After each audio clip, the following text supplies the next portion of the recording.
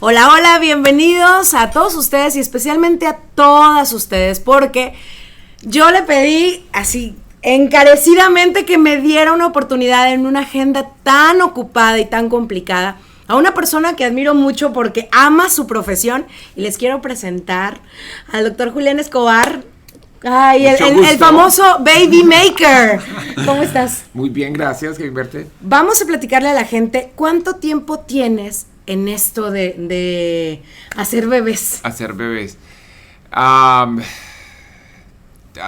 Es una trayectoria muy larga, ¿no? Porque se ve súper joven, así de que, pásale, chamaco. Soy más viejito de lo que piensan, pero no, pues solamente, o sea, trabajando haciendo bebés en fertilidad desde el 2008, pero obviamente tú tienes que tener un entrenamiento que te llega hasta ese punto. Entonces, una subespecialización de obstetricia y ginecología. Entonces, normalmente las mujeres van al ginecólogo. Ellos estudiaron premedicina, medicina y 4 años de especialidad en ginecología y obstetricia, y yo hice lo mismo, pero me subespecialicé en infertilidad, que son 3 años más, y es más para enfocarse en las situaciones reproductivas. Oye, ¿por qué muchos ginecólogos en reproducción también se especializan en endocrinología? Sí. Como tú. Bueno. ¿Qué tiene que ver eso de la tiroides y las células? Ya te entiendo. ¿O estoy combinando algo que no va? Más o menos, pero normal es, tú tienes los ginecólogos que saben un poquitico de endocrinología, pero muchos dicen que se especializan en fertilidad, pero en realidad es como se comunican ellos sobre infertilidad, pero no tienen una especialización. Después están los endocrinólogos, que es una subespecialización de medicina general. Entonces son médicos que estudiaron medicina interna y después se subespecializaron en endocrinología. Entonces, perdón, ¿no tiene nada que ver la tiroides con el embarazo y la reproducción asistida? Sí tiene que ver. Entonces, en realidad el título mío es Medicina Reproductiva, Reproductive Endocrinology and Infertility, y infertilidad, endocrinología e infertilidad. Entonces, es el mismo nombre. Ya saben más o menos por dónde vamos. Es el mismo nombre de endocrinología, pero aunque yo sé un poco de diabetes y sé un poco de la tiroides y un poco de varias hormonas, las hormonas en que yo más me enfoco son las hormonas reproductivas. ¿Okay? Y obviamente las otras hormonas también van a afectar el sistema reproductivo, entonces hay una combinación. Entonces yo manejo cosas sencillas como la diabetes sencilla o tiroides sencilla, pero si es algo mucho más complicado, mandaría a la paciente a una endocrinóloga. Okay. No sé. Oye, bueno, sí, yo te quiero, ¿en qué momento, vámonos a lo básico? ¿En qué momento nosotros debemos encender un foco amarillo? Porque desde la primera vez que vine contigo a consulta, me encantó cómo me lo explicaste. Vamos a repetir esa manera en que yo llegué y me senté y te dije, ¿cómo sé si yo necesito de reproducción asistida? Tengo tantos años de casada, pero hay gente que tiene 1 año, 2 años, o tiene con su pareja mucho más años y dicen, no me estoy cuidando y no tengo hijos.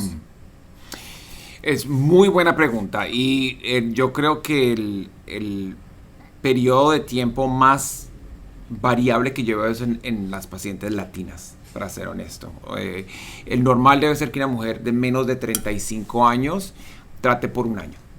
O sea, si tú no piensas que tienes ningún problema, tienes periodos regulares, no sabes nada normal con tu matriz o con tus trompas o con el conteo espermático de tu esposo, si tú piensas que todos ustedes son normales, tienes menos de 35 años, 1 año es entre lo normal para tratar. Si tienes más de 35 años, deben intentar 6 meses y después pedir un poquito de ayuda.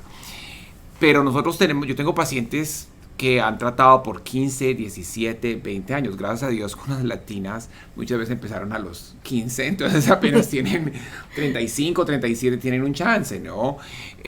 ¿Cuándo es cuando una mujer dice, sabes que ya no? Porque vemos en las noticias, mujer de 60 años por IVF acaba de tener un bebé. Es muy difícil contestar esa pregunta, porque no hay una delineación médica.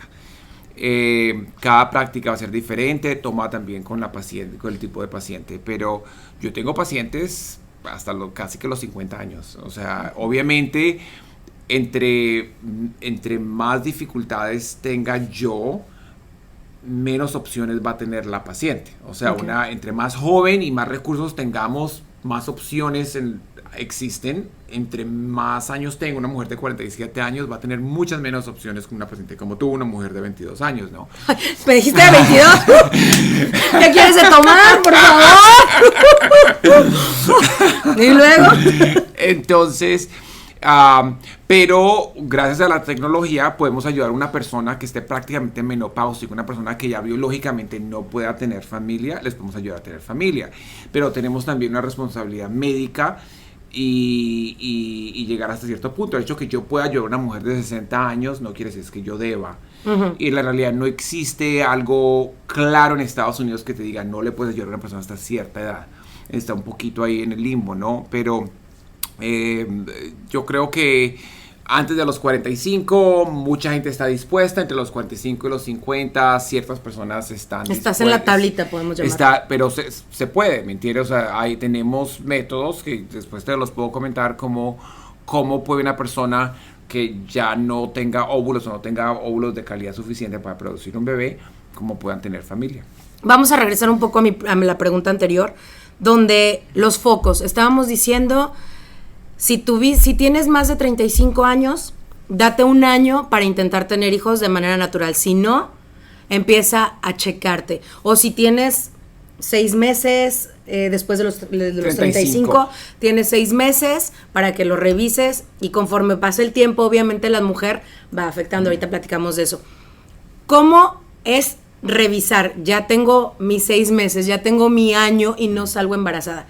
¿Qué sigue? Entonces, mira, te explico. La razón del año es porque en una pareja saludable el 85% quedan embarazadas en un año. Entonces, si tú estás en más de un año, estás en ese 15%.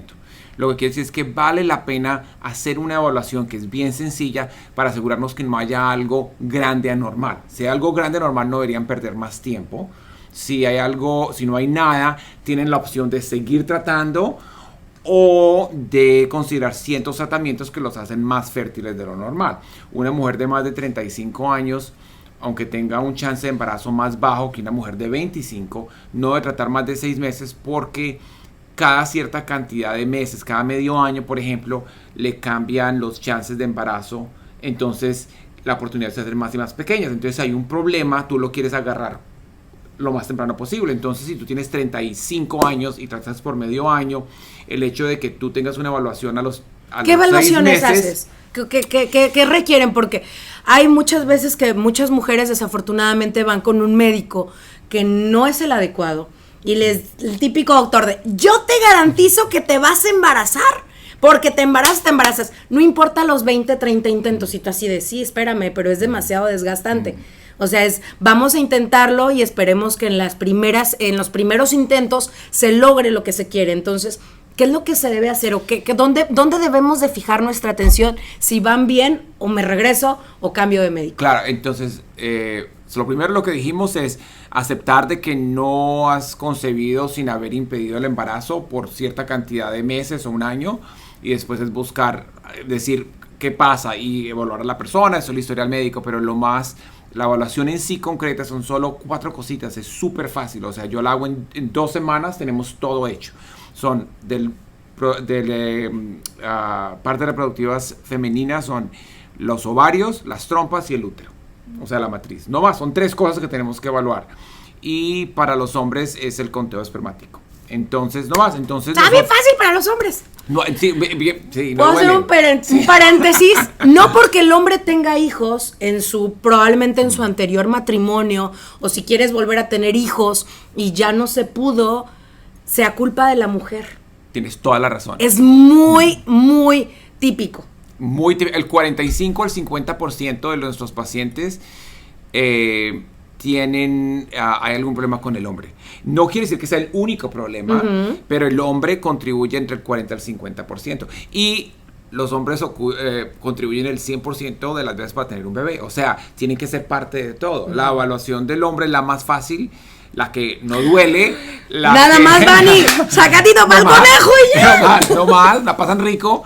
Dicen que no es tan rico, ¿eh? No, tienes toda la Porque razón. está como muy frío Sí. el cuartito y solitos y es como que la enfermera fuera esperándote. No es nada padre para ellos, ¿eh? Pero no es como... no es con lo de ustedes. Exactamente. Mira, sí, yo siempre he dicho que si los hombres tuviéramos que tener niños, se acabaría la raza humana. O sea, un hombre que tiene con menstruaciones o pariendo, esto sería imposible. Entonces son ustedes. Pero entonces digo, la parte de nosotros es muy pequeña, pero con todo y eso, todo lo que hacemos acá no es incómodo, pero es diferente a lo que sucede fuera de estas puertas. O sea, las cosas que discutimos en la clínica, que es el diario vivir, es parte de tener un bebé. Nosotros tenemos que hablar de estas cosas y pues necesitamos una muestra del hombre. El hecho de que yo te diga que el 40 al 50% de las veces hay un problema con el hombre, no quiere decir que sea un problema severo.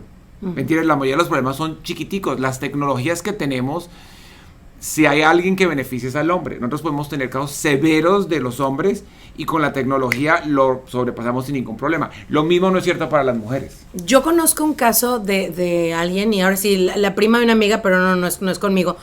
Es donde el esposo se hizo la vasectomía. Y aún así pudo hacer el IVF. Sí. O sea, porque le cortan, le extraen y tan. Entonces, sí, si tú tienes una persona con una vasectomía, puedes hacer dos cosas: reversarle la vasectomía o extraer con una agujita espermatozoides y hacer el in vitro. Entonces, obviamente varía con muchos casos. Entre más años tenga la mujer, menos vas a querer perder tiempo reversando una vasectomía sin saber si te va a funcionar, esperándose un año si funcionó y después ver si la persona queda embarazada. Pero si, digamos, tú tienes una mujer de 25 años y se casa con un señor que tiene una vasectomía, pues ya tiene tiempo para votar, ¿me entiendes? Pero si tú tienes 40 años y tu esposo tiene una vasectomía, no me parece que sea el caso indicado para considerar eso necesariamente. Sobre todo si para hacer eso necesitamos saber que las trompas las tenga abiertas. Y entonces hay varias cosas que me considerar. Lo mismo si la mujer se ha ligado a las trompas, podemos ayudarla a concebir de dos formas. Una, el IVF, el in vitro, o reversándole las trompas, que es algo que nosotros también hacemos. Pero entonces, si vamos a reversarle a alguien las trompas, me tengo que asegurar que el hombre tenga un conteo espermático normal. Si no, no, ¿cómo va a quedar? ¿Me entiendes? Sí, como que una cosa me funciona, pero el otro no. Oye, también, vámonos a algo tan importante que probablemente muchas mujeres no saben, pero cuando nosotros nacemos tenemos un número de huevos que se le llama la reserva ovárica. Corrígeme si estoy mal. Perfecta. Entonces, nosotras, cada que llega nuestro periodo y vamos a llegar en el tiempo donde andamos sensible y queriendo comer de todo, que bueno, parece que yo ando todo el mes así en mi regla, pero nosotros arrojamos un óvulo y es donde, ¡charán!, se hace la magia, llega el esperma y empieza, ¿no? Sí. ¿Qué pasa si nuestro óvulo, nuestra reserva ovárica, o en qué momento cambia? Platícame más de ese tema tan importante que viene a ser todo, casi que todo en este rollo. Mira, como decíamos antes, aunque el hombre tenga un problema muy severo, o sea, con cero espermatozoides porque se ha ligado el VAS y se hizo la vasectomía, podemos ayudarles a tener bebé. Para la mujer es mucho más difícil porque la edad de ella va a correlacionar directamente con la edad de sus óvulos. Entonces hay un tiempo finito en que la persona pueda quedar embarazada. Entonces lo que pasa es que tú produjiste todos tus óvulos en la mayor cantidad cuando tenías 20 semanas de estar en la barriga de tu mamá. Wow. Y tenías más o menos 4 millones de óvulos. Cuando naciste... ¿Eso es lo que más o menos las mujeres tenemos? ¿4 millones? Cuando tenías 20 semanas de gestación. Y haber nacido, tenías más o menos 1 millón. Ya has perdido 3 millones. Y cuando tuviste tu primera regla, cuando tú pudiste saber quedar embarazada por primera vez, te queda más o menos 400,000. Y empiezan a bajarse hasta la menopausia alrededor de los 50, 51, donde quedan solo 1,000. Entonces la cantidad se declina gigantescamente y no creas nuevos. El problema más grande no es la calidad, sino la calidad.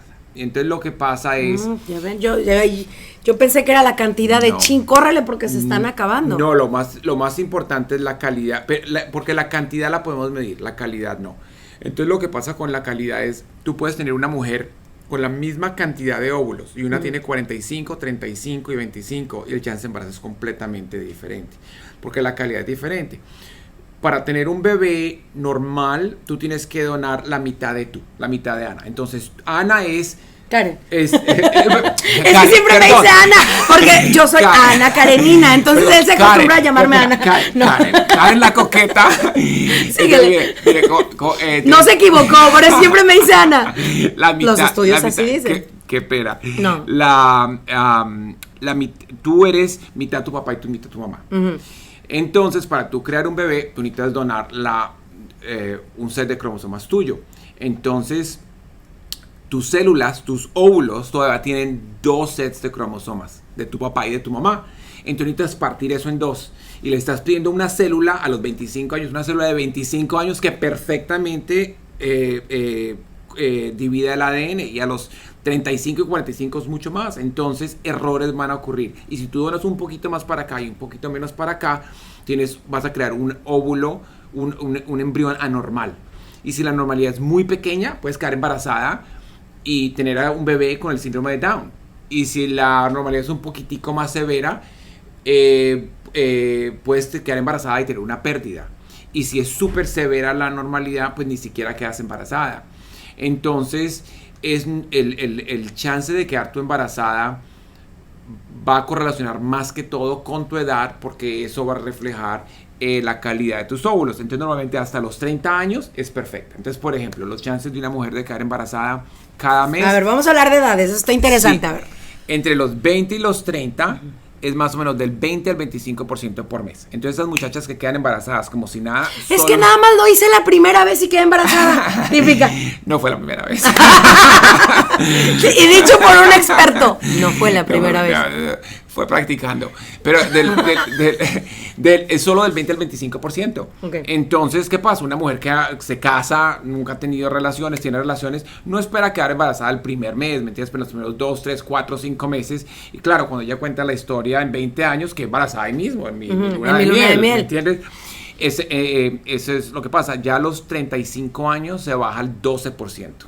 Y a los 40 años es del 5% por mes. Okay. De quedar embarazada. Ahora, el chance de una pérdida, si quedara embarazada la persona en los 20, es por ahí del 10%. Si quedas embarazada, el chance de perder el embarazo es del 10%. Si tú tienes 40 años, el chance de perder ese embarazo ya es del 30%. Entonces, eso correlaciona también con la anormalidad de los óvulos y los embriones. Y lo mismo, el chance de tener un bebé con el síndrome de Down va a subir entre más años tenga la persona. Entonces, la raíz de todo es la misma, es que entre más años tenga la persona, más la mujer, más anormales son los embriones, y eso te lleva a pronóstico un poco peor. Oye, hay muchas mujeres también que están planeando, y está muy de moda el congelar los óvulos. Sí. Pero está, o sea, es como trending topic, el de, oye, ¿y si congelo? ¿Por qué? Porque ahorita con lo del COVID-19, o que si ya están, estoy soltera, quiero viajar, quiero hacer mis cosas, y no sé si a los 35 años, 40 años, quiera ser mamá. Sí. Pero sí quiero, está probablemente ahí. ¿Cómo se le hace? ¿O recomiendas? Sí, ¿me entiendes? Depende de la situación. Porque no, nada en la medicina se aplica para todo el mundo, ¿me entiendes? Okay. Y ahí es un proceso y un costo y un esfuerzo para una mujer hacer eso. Para un hombre congelar espermatozoides es muy fácil. Para una mujer es un tratamiento de un mes, ¿no? Que es casi como un ciclo de in vitro. Pero yo creo que, como hemos visto, como hablado antes un poco, muchas pacientes que yo veo han tratado de empezar a quedar embarazadas a los 16, 20 años, ¿no? Sobre todo gente de Latinoamérica o de pueblitos chiquitos. Entre más tú vienes a ciudades, más las mujeres quieren trabajar, quieren educarse, no quieren estar dependiendo de un esposo. Entonces se van a enfocar en su vida y su carrera en los 20, hasta entre los 30. Uh-huh. Y después, cuando tú ya estás lista, no necesariamente vas a tener al príncipe azul esperándote, ¿no? No, y aparte también no sabes si son las mejores condiciones para tu bebé, ya hablando médicamente. Claro, entonces lo que fue la tecnología, lo que ya le puede, por los pasados 3 años, 4 años, le ofrece a las mujeres es poder congelar sus óvulos. Entonces puedes decir tú... ¿Cuánto pueden durar congelados? De por vida. Okay. Hasta donde sabemos. Es una tecnología nueva, o sea, nadie los ha tenido congelados por 40 años, pero en teoría los puedes dejar congelados por mucho tiempo. Entonces, ¿qué pasa? Tú podrías llegar, en la forma ideal, tienes 25, 30 años, 32 años, congelas tus óvulos y si los necesitas en un futuro, los congelaste en la mejor época. La realidad no es esa. La realidad es que las mujeres de esa edad, si no están casadas, no están pensando en quedar embarazadas ni en congelarlos. Y las que lo están pensando un poquito, de pronto no tienen la energía o el dinero para hacerlo. Entonces la realidad es que la mayoría de la gente que piensa en congelar sus óvulos ya están 35, no, tienen sus 35, sus 40 años. Entonces todo es un balance y también la falta de información. Muchas veces cuando ya caen en cuenta ya pues no es el tiempo ideal, pero es mejor ahora que en 3 años, ¿no? Entonces si idealmente tú los congelas a los 30 años, tú quedas, mejor dicho, como tu fertilidad queda congelada. Uh-huh. Entonces tus chances de tener un bebé a los 35 o a los 40 o a los 45 son los mismos de una mujer de 30 años. Oye, pero el otro día platicando precisamente esto de la congelación, estábamos viendo de que no es todo, porque los congelas, pero ¿qué pasa con los espermatozoides? Por decir, tienes a tu esposo, así lo estábamos platicando. Yo estoy casada, yo quiero congelar mis embriones porque ahorita no quiero tener bebé por la situación que estamos viviendo en el mundo. Yo quiero congelar mis embriones, pero mis óvulos, pero después ya quiero que llegue la magia, que es un in vitro. Van a congelar el espermatozoide y me van a hacer un embrión. Pero sorpresa, estuve guardando mis óvulos por tanto tiempo y al final no resultó ningún embrión. O sea, ¿es muy común eso o no? No es muy común, pero entre más años tenga la mujer y menos óvulos tengas guardados, más va a ser ese riesgo. O sea, entre más joven seas tú, lo más alto los chances de que esos óvulos te produzcan un bebé. Por ejemplo, si tú tienes menos de 30 años, 6 óvulos equivalen más o menos a un bebé. Si tú tienes, por ejemplo, 35, 36 años, 7 óvulos es como un bebé. Y si tienes por ahí 40 años, entonces unos 8 o 9 óvulos para equivaler más o menos a un bebé. O sea, que de todos esos salga uno. Que salga uno, en teoría. O sea, no todos los óvulos están maduros, no todos los óvulos maduros fertilizan, no todos los óvulos que se fertilizan crecen a ser un embrión y no todos los embriones son normales y no todos los embriones normales se implantan. Entonces, obviamente, entre más sea grande el denominador, más son los chances que la persona va a tener. Entonces todo eso es parte de lo que yo me tengo que encargar de aconsejar a la paciente, de no solo hacer algo por hacerlo, pero entender muy bien cuáles son las oportunidades. Ahora, si tú estás casada y vas a estar segura que vas a seguir casada, entonces yo te digo, mira Karen, congela los embriones, porque ya tienes algo tangible congelado. Pero si tú eres una persona que no tienes un parejo estable, entonces yo te aconsejaría que congeles óvulos, porque así en un futuro tienes la oportunidad de decidir con qué espermatozoides quieres fertilizarlos, porque una vez tú los fertilizas... ¿Cuántos óvulos recomiendas? Porque la recolección de óvulos no es algo sencillo. Sí. Bueno, sí. No, tienes toda la razón, no es sencillo. O sea, digo, híjole, me salieron 4 óvulos. ¿Me recomendarías hacer otra recolección de óvulos? Sí. Le pensaste mucho, Julián. Oye, vamos a platicar. Sí, o sea, sí, porque casi que para cualquier persona 4 no es suficiente. ¿Me entiendes? O sea, un óvulo te puede dar un bebé. Tú puedes tener 20 óvulos y terminar sin bebé. Pero en el general, como decía yo antes, en una mujer joven, 6 es más o menos. Por ejemplo, tú eres una mujer de 45 años, quieres tener un bebé, necesitas una donante de óvulos, como estábamos hablando antes. Puedes conseguir óvulos que ya están congelados o no congelados. Entonces, ¿cuántos compro? Necesitas por lo menos 6. 6 óvulos congelados de una donante, o sea, de muy buena calidad, son equivalentes más o menos a un bebé. Obviamente al final es solo estadística, el milagro siempre tiene que ocurrir, ¿no? Pero entonces va a depender. Entonces sí, yo he tenido pacientes que producen 15 óvulos y hacen otro ciclo. ¿Por qué? Porque depende de la cantidad de niños que quieran tener y depende del sexo, porque también tenemos tecnologías que les ayudan a escoger el sexo del embrión. O sea, se puede analizar si los embriones son niños o niñas y si son normales o anormales. Entonces, que quieren tener una niña, entonces necesitamos buscar de la proporción de embriones que hay, cuáles son normales y cuáles de ellos son niñas. Y entonces, entre más niñas quiera tener esa persona, más óvulos va a necesitar. Ok. Vamos a hablar ahora sí, también, ¿cómo ocurre eso? ¿Cuáles son me imagino, corrígeme si estoy mal, Las maneras de una reproducción asistida es inseminación in vitro. Inseminación in vitro. Inseminación e in vitro. O sea, que nosotros le llamamos en México la inseminación artificial y la inseminación in vitro. Sí. Entonces, nada más hay dos. ¡Woo! Sí, ¡salieron las trompas! ¿Se fijaron? Se las salieron las trompas. Ahí están. Okay. Entonces, mira, hay 3 formas en general de quedar embarazada. 3. O sea, el espermatozoide entra de 3 formas diferentes. Ok. La forma típica, acá está ¿qué puedo decir acá? Sí, como es, sí, okay, claro. Listo. Entonces, está la vagina, entonces obviamente, teniendo relaciones, llega el espermatozoide de la vagina, entra al cuello cervical, entra al útero y llega hasta el final de la trompa. En la trompa la persona ovula, agarra el óvulo, ocurre la fertilización y el embrión se desarrolla por 5 días y entra a los 5 días al útero. Si hacemos una inseminación, lo que hacemos es introducir, cuando la persona tiene relaciones, más o menos de 200 millones de espermatozoides acá, o solo 2.000 llegan al útero. Por eso el hombre tiene que producir 200 millones, porque... eso es lo que decíamos hace rato, lo del famoso conteo de espermatozoides, que si no tiene el número correcto, no se va a poder. O sea, 40 millones es el límite de lo bajo. ¿Por qué? Porque somos muy ineficientes los hombres y necesitamos 40 millones para escuchar. Estás oyendo, inútil. O sea, literal.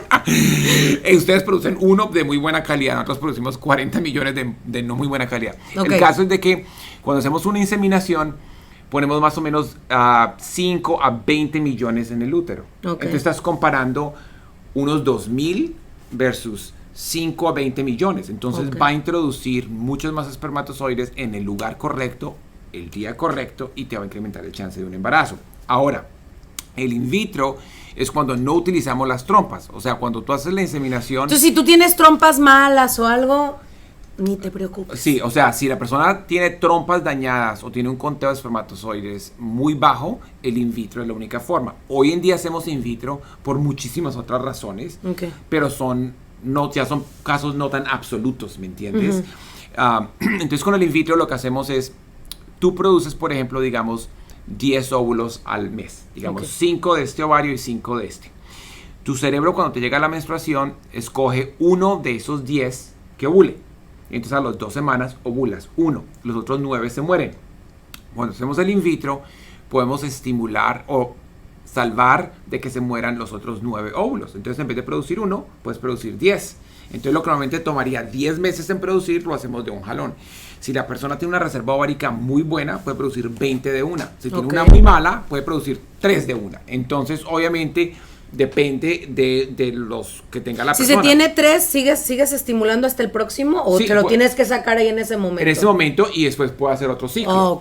Entonces, los análisis que nosotros hacemos ováricos, que tú hablabas muy bien de la reserva ovárica, es sobre todo para ayudarle a determinar a la persona qué puede esperar de un ciclo in vitro. ¿Será que necesito 2 ciclos para salir con un bebé? ¿Será que de un ciclo puedo sacar 2 niños? ¿O será que que de un ciclo puedo sacar 4? ¿Me entiendes? Todo depende de todo ese análisis. Cuando hacemos el in vitro, entonces los ovarios crecen así grandes, llenos de óvulos, que están justo al lado de la pared vaginal. Entonces, con una aguja a través de la pared acá podemos entrar y aspirar los óvulos. Entonces los aspiramos, los sacamos y terminamos con los óvulos acá, y después agarramos un espermatozoide y lo inyectamos dentro. Uno y uno. Wow. Entonces eso se llama ICSI o Intracytoplasmic Sperm Injection, que es inyección espermática en el citoplasma del óvulo. Entonces ayudamos al espermatozoide. Sobre todo si el hombre tiene problemas en el conteo, puede tener dificultad el espermatozoide de hacer eso. Entonces le ayudamos a fertilizarlo. Y se deja que ese embrión se desarrolle por 5 días y después introducimos el embrión a través del cuello cervical a la matriz. O sea, el normal es que aquí entra a los 5 días, en el in vitro entra por acá a los 5 días. Ok. Oye, sí, recomiendas a toda la gente que se vaya a hacer un in vitro, que su transfer sea de 5 días. Porque hay mucha gente que es en el momento, y vámonos. Sí, sobre todo en el pasado se hacían más de 3 días, ¿ok? Y yo no sé todas las situaciones de todas las clínicas y todos los pacientes, pero... ¿Tú recomiendas? Pero para nosotros hacemos a 5 días, ¿por qué? A los 3 días el embrión tiene 8 células. A los 5 días tiene 150 células y 2 tipos de células que van a formar el bebé y la placenta. La energía que un embrión gasta entre el día 3 al día 5 de crecimiento es más que cualquier otra célula del cuerpo en tu vida, más que una célula del corazón cardíaca. Entonces muchos embriones dejan de crecer, así sean normales, entre el día 3 al día 5, porque no tienen como la energía, la estamina, la capacidad de crear un embrión. Entonces, si uno sabe que el chance de embarazo es más pequeño con un embrión de 3 días que con uno de 5, tiende a transferir más de uno. Y entre más embriones tú transfieras, más son los chances de embarazos múltiples y complicaciones. Entonces, tienes algo mucho más seguro con un embrión bueno de 5 días. Y algo muchísimo más seguro con un embrión que se le ha hecho el estudio genético a los 5 días. Entonces ya no solo sabes que es un embrión que llegó al día 5, sino que es un embrión que está normal, que tiene cromosomas normales el día 5. Ay, Julián, me encanta. Yo por mí seguiría platicando, pero bueno, ya el tiempo, hay mucha información, pero ¿qué te parece? Si ahorita nosotros nos quedamos aquí, seguimos platicando, pero por lo pronto este video lo dejamos, vamos a subir próximamente otro y vamos a estar vestidos igual y todo, porque esta conversación sigue de cuándo hacer un in vitro, cuándo y cuándo hacer una inseminación. ¿Qué te parece? Muy bien, súper, gracias. La gente te puede encontrar en redes sociales, en Instagram es súper activo. Sí, tengo que decir. Sí, doctor. Julián Escobar. ¿Cómo es? No, es doctor, DR de doctor Julián Escobar, creo. Ya sí. Yo ni sé. Sí, así está, DR Julián Escobar. Sí. De todos modos, aquí en la descripción se los voy a dejar todo listo. Él está aquí en la ciudad de Irving, en el Metroplex de Dallas Fort Worth, pero ustedes lo pueden contactar ahorita si tienen alguna duda, le pueden mandar algún correo electrónico. Por redes sociales es lo más fácil. Una de las cosas buenas que ha resultado del coronavirus es de que hoy en día nos forzamos a hacer consultas remotas. La mayoría de lo que hacemos nosotros es conversar con los pacientes. Y pues siempre he tenido pacientes desde la China, Europa, Latinoamérica, pero ahorita hasta pacientes en el mismo Dallas. Es más fácil para todo el mundo comunicarnos por computador. Entonces, por video. Telemedicina. Sí, telemedicina. Ha funcionado supremamente bien. Ay, pues muchísimas gracias, Julián. Un placer. Y ya saben, si tienen alguna duda, pues contáctenlo y ya fácil y sencillo. Pero créanme, es el Baby Maker, que sí se hace posible, ¿eh? Besitos. Gracias.